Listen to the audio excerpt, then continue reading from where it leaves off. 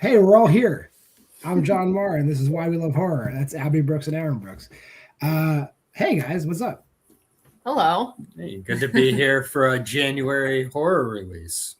Yeah, we really got. I got to get on the ball and start like doing these because like I've been slacking. But this is a movie that I believe was on all of our anticipated lists. I think. Yeah. Was it the most anticipated? I don't remember. It was top. It was near the Obsession's the number one, which we have to wait till May for that. But this is near the top.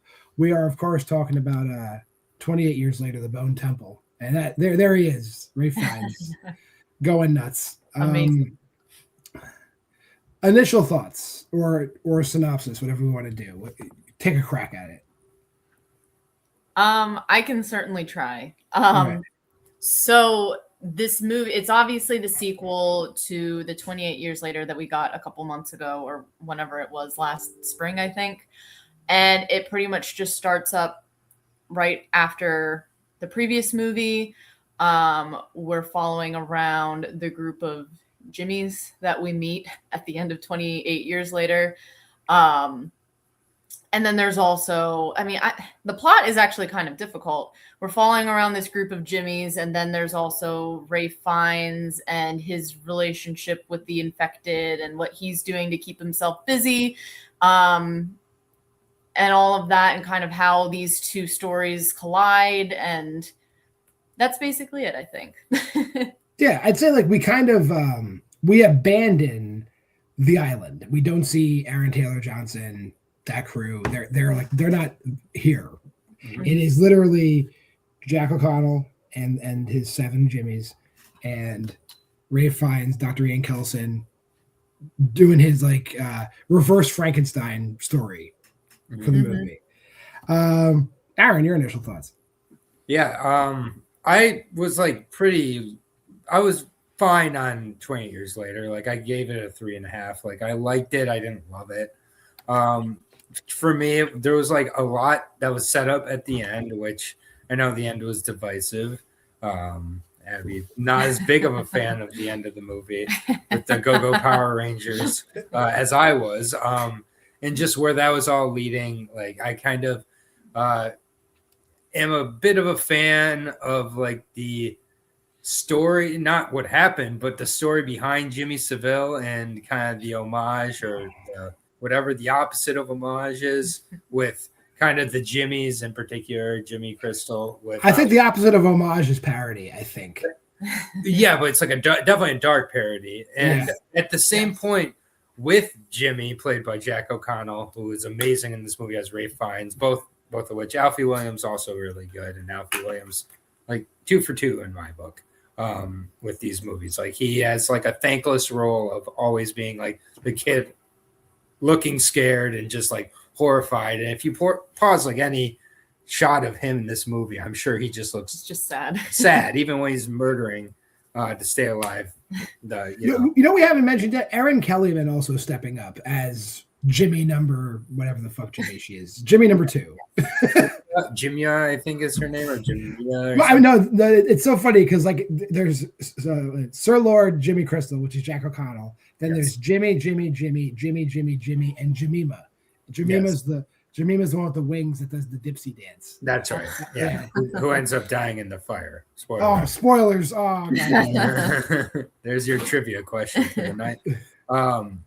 But yeah, it's okay with spoilers being up because my anticipation with Jimmy Crystal coming into the movie was they were going to make him a lot more of a parody than what he ends up being. Like, it's really, really sad. And like overall, the whole crux of like, I feel like Bone Temple is basically, this is the world that comes as a result after 28 years. And like psychologically, Jimmy grew up in this. He didn't know any different. He's a pretty tragic character who's it's not his fault. He's almost infected in his own way by the human condition of having to make a story and make everything have to make sense by being like, oh, my, father must have been, summoning the demons when he was attacked. And, I'm the son of the devil and like, all this. And like, to him, it really was real. And like, so like, you can see like that 8-year-old child mindset work through the movie against him. and like it's pretty. Doubling down on that, his last like 8-year-old memory is watching the Teletubbies, and that seriously becomes a byline in his religion is Teletubby shit, which is crazy. Yeah, he's frozen there, like, and it's like pretty sad. Yeah, I guess another big thing, I believe you've said it already. I think we've all kind of hit it. Like, it's very difficult to top what Ralph Fiennes is doing in this movie. It culminates in a huge scene where, like, you know, it kind of pays off the fact that he uses iodine to like stop himself from getting sick, because when Jimmy sees him, he fully believes he could be the devil. And by talking to him, he realizes he's not the devil, but he's going to go along with it because he's already told everybody that this dude is the devil. And when Ralph Fiennes decides to be the devil, possibly one of the greatest sequences, definitely in modern horror. Yes. No, I agree with that. I think my fear with this movie was that it was going to be goofy based, or it was going to be too goofy and too silly just based on the ending of the first movie. Again, I liked it the least. It was just silly, but this Ralph Fiennes scene could easily have been too goofy or too silly, but it wasn't. It was amazing. But there is a little bit of humor with it too, and it really works. Like, it's just this weird mix of like humor, but also like I don't know. It's just great. It's like it is a perfect scene. Yeah, I'll circle back to that in a second. There's a lot of things that work in this movie for me. Maybe I'll kind of combine it with what didn't work for me in this movie.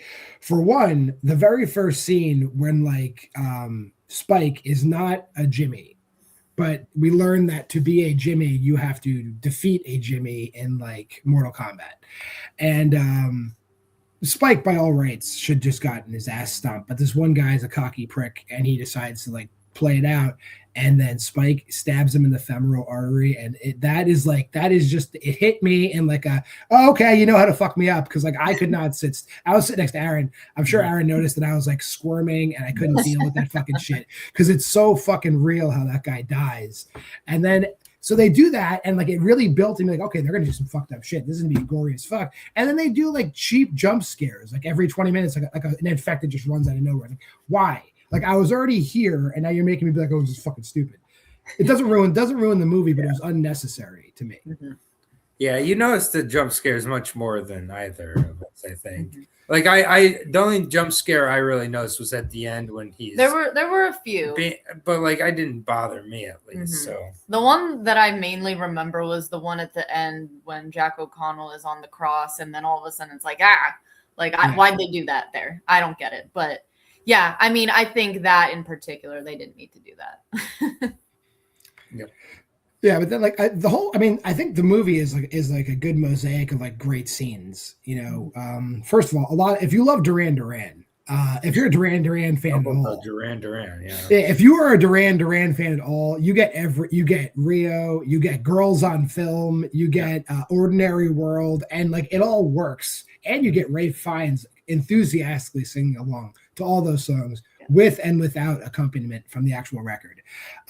So there's that. I'll put that out there. Duran Duran fans, don't miss this movie. He does it in the nude at one point too. You see a lot of Ralph Fiennes. There's a lot of just like the first movie. There isn't even like prosthetic tongue. There's prosthetic and real tongue in this movie. Real tongue, yes. And then the violence is like really like out there, you know, because there's also a second scene where another person is given. Well, first of all, there's charity. We're going to give people charity, and apparently, like, you know, Jack O'Connell's Jimmy has like a whole litany of like ways he will torture. Because basically, his mission is like, when we find people, we're going to kill people, and we're going to kill everybody, with the exception of maybe a few people who will give a chance to be a Jimmy, but by virtue of that, we're going to kill a Jimmy. So no matter what happens, I'm killing people. Yep. And then the one scene where they take over that whole house of people, they decide to cut shirts off of them. Like we're going to take their shirts off. Like, and then, oof, they don't spare you, which is again, like, why? If you're going to do the martyrs thing, I don't need jump scares. You're giving me fucking martyrs here. It's, you know, but whatever. I digress. And then there's another scene where there's another fight, and Jimmima, you know, is thought to be weak, but she's like a brutal fuck. She's like Gogo Yubari. She goes off on the guy, and then the one pregnant lady throws a hook through her head, which is another great scene. Yep. Yeah, I think those scenes, those were probably the most brutal out of this whole thing. And again, I think this movie really does mix like brutal, but also like almost like it's not a comedy, but just brutal and like comedy-ish types of stuff together really well. There's levity. There's levity. Yes. That's a good way to describe it. I just really loved that tone and how they balanced that so well. I feel like that could have gotten skewed very easily. Anything else? I got one more thing, Aaron, but if you have anything else. Yeah, I think it's funny just because like the infected are the least of the problems in the movie for kind of the second time, but even more so in this one. Yeah, they don't really feel dangerous, do they?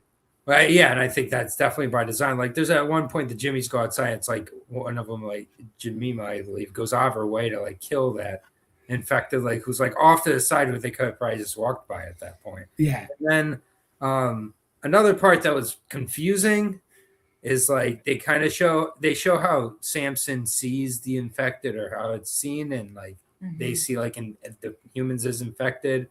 But then why wouldn't they just be attacking each other too? Like I don't quite get that if they're just seeing everybody as infected.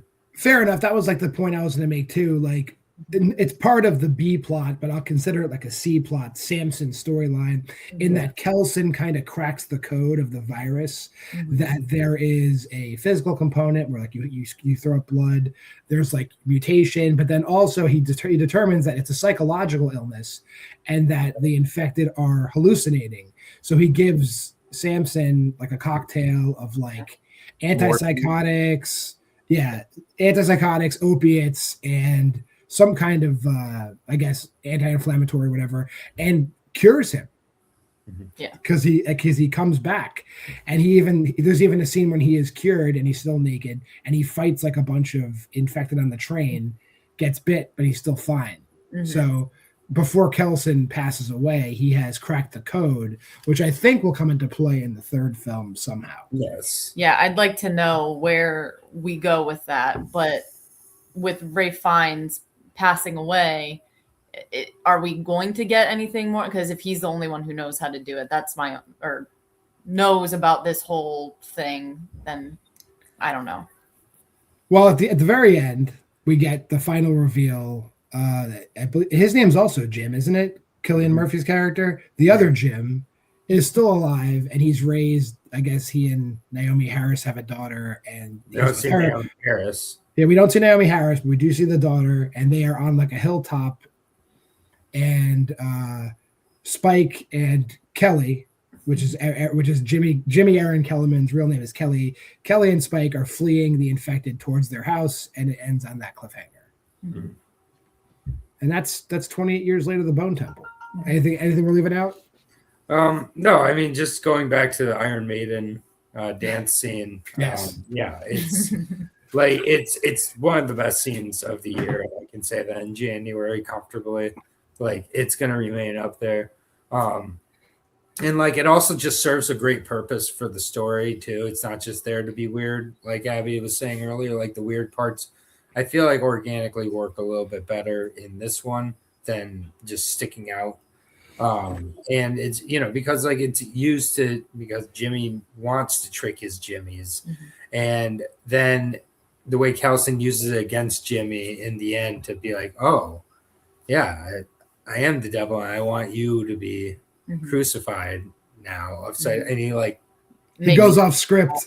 Yeah, exactly. It's just like, and because he's kind of, working with an 8-year-old here, and Kelson realizes that, he uses it against him in the end. And it's just like, he's calling out for his mom. He's just like, Mommy, I want my mom. Like, that's all, like, that's it. And I will say with Sir Lord Jimmy Crystal, like while he is wounded and crucified and Samson descends on him, I think they deliberately don't show him dying. Yeah. So maybe like Samson decrucifies him and saves him. I don't know what happens, but like I don't think he's gone. I don't think so. I hope not. Yeah. I think we're gonna get more Jack O'Connell in part 3. Yeah, and he's probably gonna be worse than ever. Hell yeah, he was crucified. Yeah. He survived the crucifixion. Inverse crucifixion at that. Indeed. All right, let's get these ratings.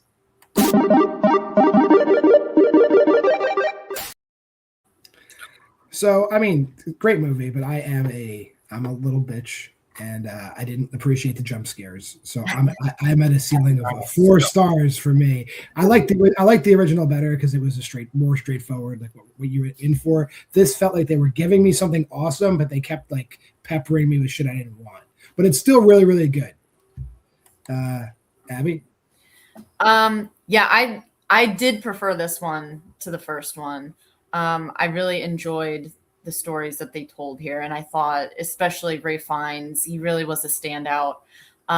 One scene that we didn't really mention, well, we kind of mentioned it. I just really enjoyed seeing him and Jack O'Connell working together, even when the moment where they're kind of sitting together by themselves, just having like a straightforward conversation, like no brutality, nothing crazy. It's just them talking about and reminiscing about before all of this happened and what what his character remembers, all of that kind of stuff. I think that one was particularly good and kind of showed just how good of performances they both were. But yeah, I really loved this. I gave this a 4.5. All right. And Aaron? Yeah, I mean, this was like a hugely anticipated movie for me, and I did feel it delivered. I was very warm in the theater, so I did doze off once or twice, not because of the movie, but I feel like it was at the right points. Looking forward to my rewatch of it as well. It's still 4.5 though for me. Has nothing to do with the movie again, my dozing off there. Very warm theater to wear a sweater in. 4.5 stars. You didn't have to admit that. We were protecting you. Yeah.